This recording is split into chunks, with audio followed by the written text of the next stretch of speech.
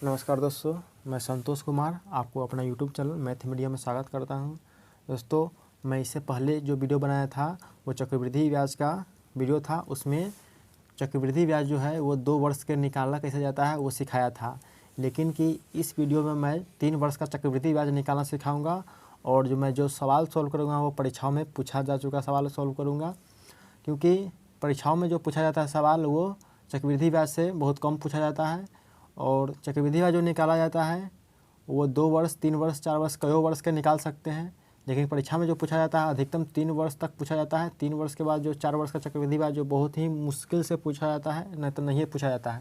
इसलिए आप चक्रवृद्धि ब्याज जो है 2 वर्ष, 3 वर्ष का निकालना सीख लिए, आपका हो गया। ज़रूरी नहीं है कि 4 वर्ष, 5 वर्ष, 100 वर्ष का पूछा ही जाएगा। आप इतना कन्फर्म रखिए कि उतना कम पूछा जाता है। पूछा भी जाएगा 4 वर्ष, 5 वर्ष का तो वो टाइम टेकिंग रहेगा, आप उसे छोड़कर चल सकते हैं।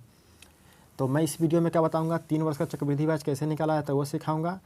और ये जो प्रश्न है इसको मैं 3 टाइप से सॉल्व करूंगा। पहला जो टाइप है वो होगा वो 7 क्लास का होगा, जो फार्मूला बेसिक पर होगा। दूसरा जो टाइप होगा वो टेबल तैयार करके, यानी कि मूलधन में डायरेक्ट रेट से गुना कराइए, यानी कि दर से गुना कराइए, आपका चक्रवृद्धि ब्याज का आंसर आ जाएगा।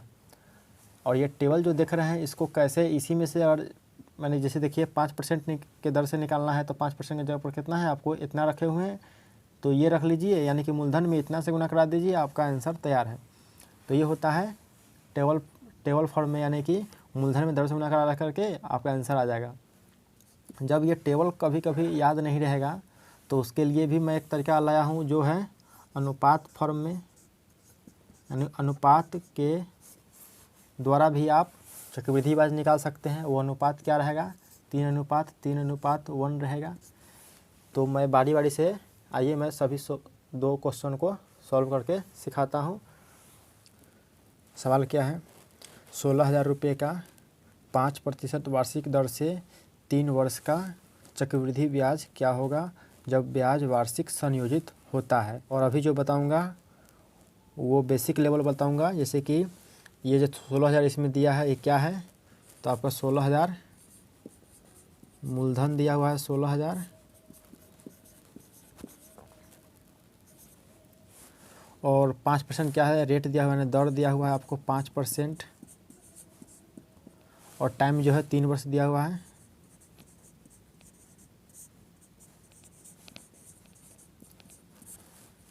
इसका निकालना है चक्रवृद्धि ब्याज। तो बेसिक मेथड, यानी कि इससे पहले आप क्या बनाते थे फार्मूला पर, तो चक्रवृद्धि ब्याज बराबर चक्रवृद्धि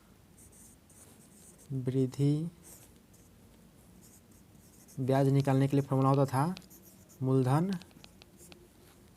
इंटू 1 प्लस दर बट्टा 100, इसका पावर में होता था 3, यानी कि 3 वर्ष के लिए है इसलिए, यानी 3 यहाँ पर समय भी रख दीजिए, चाहे यहाँ पर समय रहेगा। और जो दिया हुआ है इसमें से आपको मूलधन दिया हुआ है तो मूलधन रख लीजिए, और जो दर दिया हुआ है 5 वो 5 रख दीजिए, समय 3 वर्ष दिया हुआ है 3 रख दीजिए। और इसका सॉल्व कीजिएगा तो क्या होगा, चक्रवृद्धि मिश्रण निकलेगा। और इसमें से मूलधन जब घटा दीजिएगा, यानी कि निकालने के बाद जो मूलधन उसमें से घटा दीजिएगा तो आपको चक्रवृद्धि ब्याज निकलेगा। तो ये है जो बेसिक मेथड है, और इससे बनाइएगा तो सवाल परीक्षा में बहुत टाइम लग जाएगा। तो ये मैं आपको बता दिया हूँ। तो ये तो पहला मेथड था। दूसरा मेथड क्या है, इसको मिटाता हूँ पहले। और दूसरा जो तरीका है ब्याज निकालने का वो क्या है, चक्रवृद्धि ब्याज बराबर मूलधन गुने दर, यानी कि जो मूलधन आपको 16,000 दिया है उसमें मैं एक दर से गुना कराऊंगा और आपका चक्रवृद्धि ब्याज का आंसर आ जाएगा।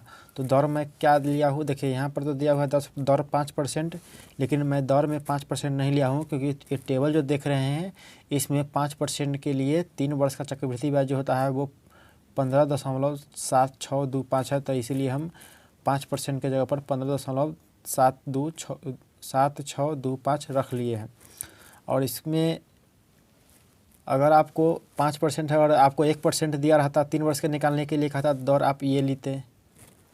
अगर 5% की जगह पर 2% रहता दर तब आप 3 वर्ष के निकालने के लिए बोलता चक्रवृद्धि ब्याज, तो दर आप ये लेते। 3 वर्ष के निकालने के लिए 3% निकालने के लिए कहता तो आप ये लेते, और 4% रहता यानी कि दर जो है 4% रहता तो आप ये लेते, और 5% है तो मैं ये लिया हूँ। और ये टेबल जो कैसे कैसे बना है वो मैं बता दूंगा, और आप ही ऐसा टेबल बना सकते हैं, याद करने की ज़रूरत नहीं है। अब देखिए इसके बाद ही मैं एक और तरीका बताऊंगा इस सवाल को सॉल्व करने के लिए।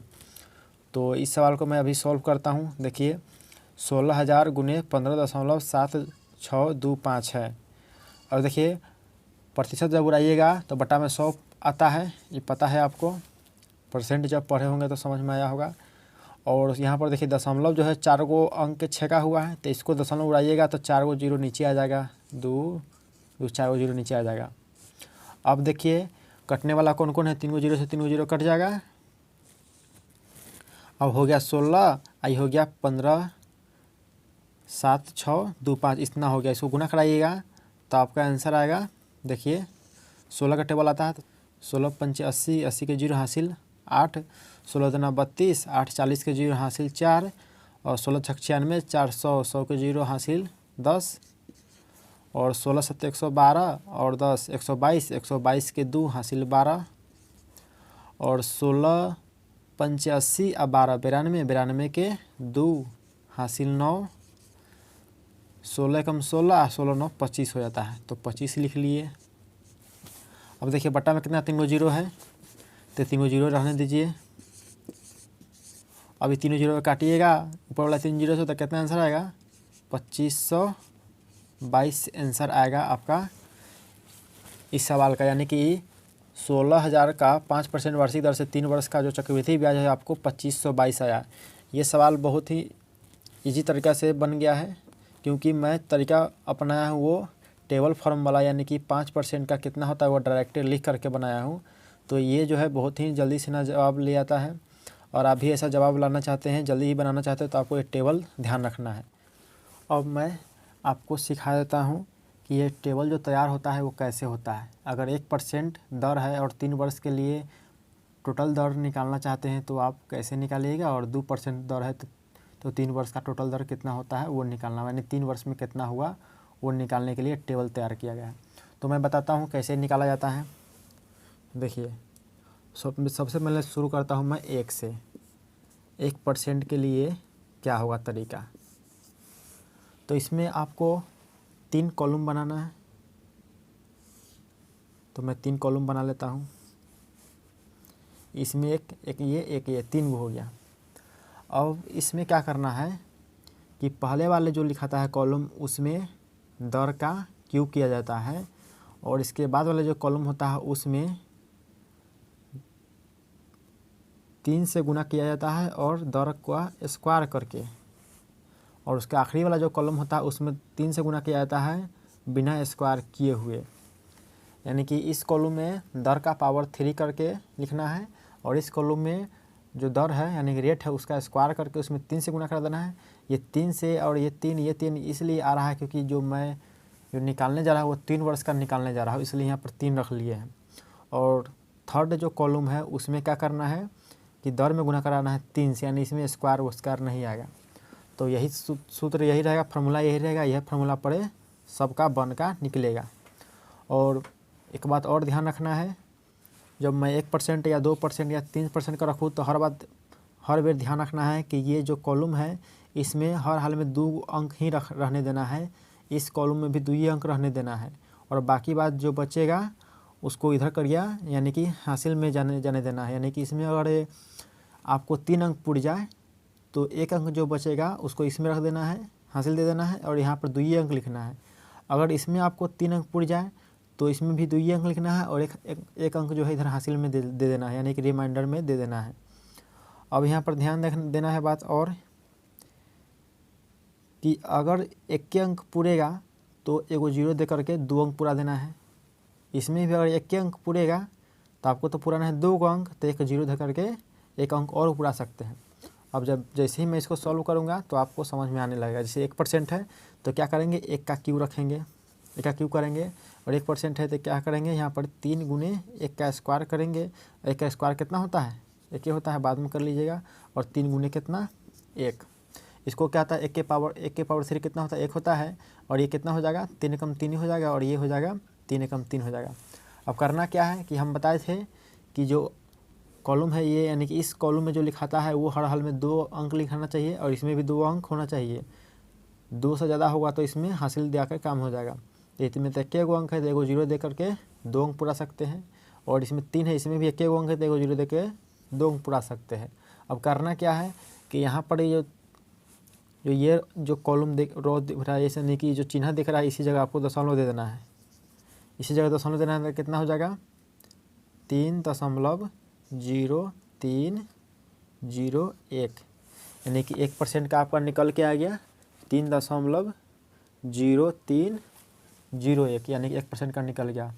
उस तरह से आपको 2% का रहता, यानी कि यहाँ पर 2% का रहता, ये जो 2 है उस 2% का रहता तो क्या करते हैं, ये सब ऊपर वाला वही तरीका अपनाया जाएगा। इसमें क्या करना है, 2 के क्यूब करके लिखना है। इसमें क्या करना है, 2 के स्क्वायर में 3 से गुना करा के लिखना है, और इधर क्या करना है, 3 में गुना कराना है बिना स्क्वायर किए हुए। ये 3 कॉलम हो गया। और इसमें 2 का क्यूब कितना होता है, 8 आता है, लेकिन इसमें तो लिखना है 2 अंक, तो 8 कर दीजिए, 2 अंक पुर गया। ये कितना होता है, 2 दूना 4 हो गया, 4 तो 12 हो गया, तो 12 लिख लीजिए, क्योंकि 2 अंक चाहिए, 2 अंक पुरिए गया तो इसमें 0 नहीं देंगे। और 3 दूना 6 हो गया। दशमलव कहाँ देना है, यहाँ पर देना है, तो कितना हो जाएगा, 6.1208 हो गया। 6 कितने गया, 2 का 6.1208 है गया, यानी कि 2% के लिए। और उसी तरह से आपको 3% रहता, 4% रहता तो क्या किया जाता, उससे पहले मैं बता देता हूँ 5% का।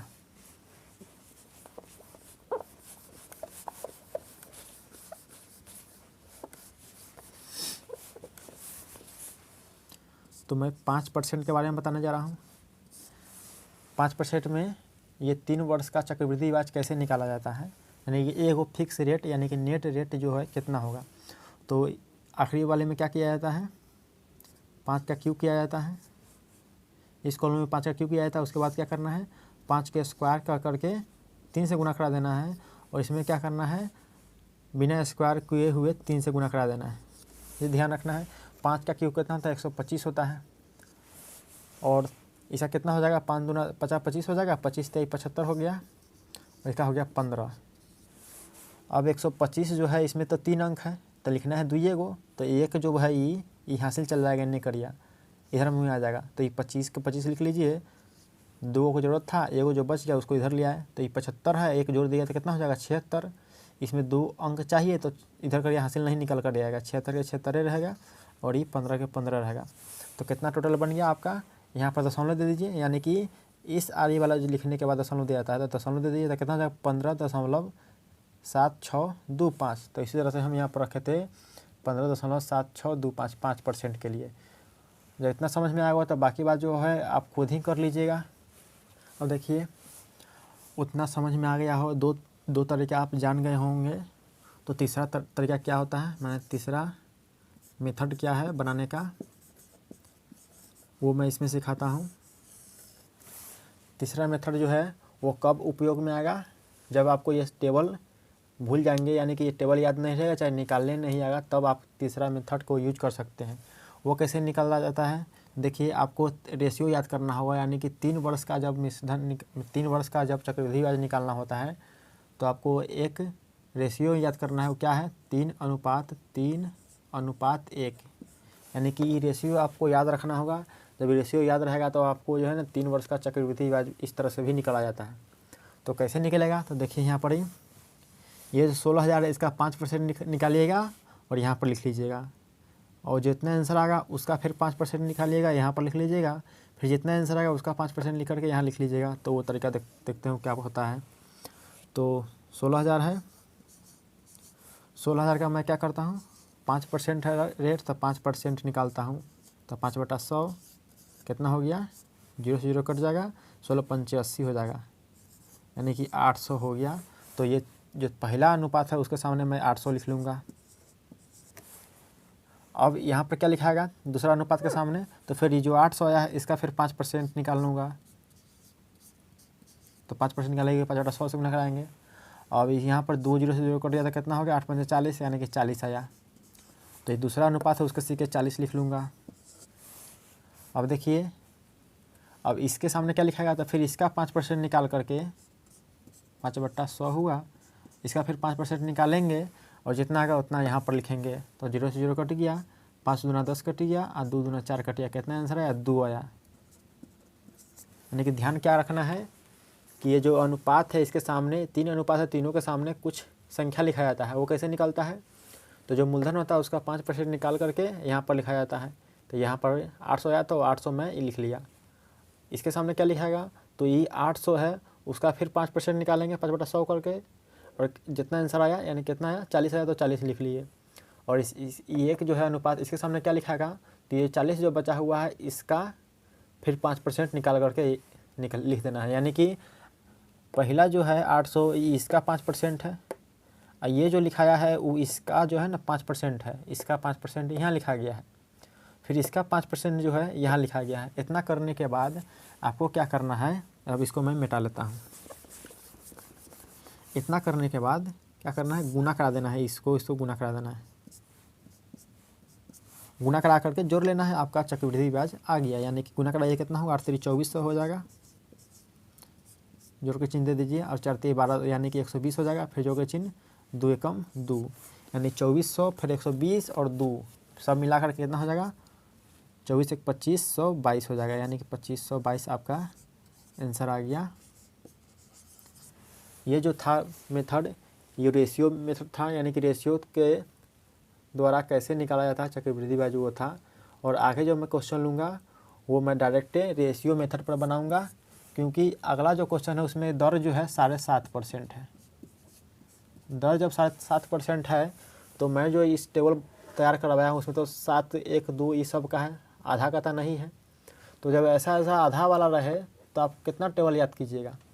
तो इसका लिए क्या है, रेशियो मेथड ही अच्छा रहेगा, रेशियो से ही आप बनाइएगा। तो अब मैं अगला सवाल लेकर के आता हूँ। देखिए मैं अगला सवाल सॉल्व करता हूँ। सवाल क्या है, 64,000 रुपये की राशि पर 7.5% वार्षिक की दर से 3 वर्ष का चक्रवृद्धि ब्याज जिसे प्रति वर्ष संयोजित किया जाता है क्या होगा। यानी कि 3 वर्ष का फिर चक्रवृद्धि ब्याज निकालना है और रेट कितना दिया, 7.5%। और ये जो टेबल जो है इसमें 7.5% का तो दिए नहीं है। पॉइंट वाला जब रहे तो आप अनुपात मेथड से बहुत ही जल्दी बना सकते हैं। तो अनुपात मेथड क्या है कि 3:1 याद करके रखना है, और इसके सामने वैल्यू पुट कर देना है, गुणा करा के जोड़ देना है। अब मैं इसके सामने क्या रखता हूँ, तो देखिए 64,000 रुपये का जो 7.5% है उसको मैं निकालता हूँ और यहाँ पर रख दूँगा। तो 64,000 का जब 7.5% निकालिएगा, यानी 7.5% निकालिएगा, कितना होगा, तो दशमलव उड़ेगा तो नीचे 10 पड़ेगा, और परसेंट हटेगा तो इसके बदले में 2 जीरो पड़ता है। तो कितना होगा, नीचे हो गया टोटल 3 जीरो, 3 जीरो ये हो गया, 3 जीरो ये हो गया, यानी कि बच कितना गया आपका 64 गुने 75, यानी कि 64 में 75 से गुना कराना है। तो 64 में जब 75 से गुना कराइएगा तो आंसर आएगा 4800। तो यहाँ पर ही जो 3 के सिक्के लिखाएगा वो कितना लिखाएगा, 4800 लिखाएगा। वो कैसे निकला है, तो 64,000 का 7.5% निकाल दिए हैं, 4800 आया, 4800 लिख लिए। अब ये 3 के सामने क्या लिखाएगा, वो लिखाएगा इसका 7.5%, यानी इसका 7.5% जितना होगा उतना लिखाएगा इस 3 के सामने। तो इसका 7.5% कितना होगा, तो 7.5%। तो फिर नीचे पड़ेगा 3 जीरो, एक इसके बदला में 1 जीरो और इसके बदला में 2 जीरो, 3 जीरो, फिर 2 जीरो से 2 जीरो कट गया, और ये हो गया 48 गुने 75। 48 में जब 75 से गुना कराइएगा 3600 पूरेगा। 48 में जब 75 से कराइए 3600 पूरेगा, और नीचे में 10 है, तो इसके बदला में इस जीरो से जीरो कट गया तो होगा 360, यानी कि 360 आपको लिखना है इसके सामने। और ये के सामने क्या लिखना है, तो ये 360 है उसका फिर 7.5% निकाल के लिखना है, यानी कि 7.5% निकालना है किसका, तो 360 का। तो परसेंट इसके बदला में कितना, 1 जीरो, इसके बदला में 2 जीरो, इतना हो गया 360 ऊपर, और यहाँ पर 75 है, नीचे में 1000 हो गया। इसको जब आप सॉल्व कीजिएगा तो देखिए 1 जीरो से 1 जीरो कट गया, और 36 में जब 75 से गुना कराइएगा तो 36 में 75 गुना करना पड़ेगा, कितना आंसर आएगा, वो आएगा 2700। और बटा में 100 है तो 100 रहेगा ही रहेगा। अभी 2 जीरो से 2 जीरो कट गया तो कितना आंसर है, 27 आंसर है, यानी कि इसके सामने 27 लिखाएगा।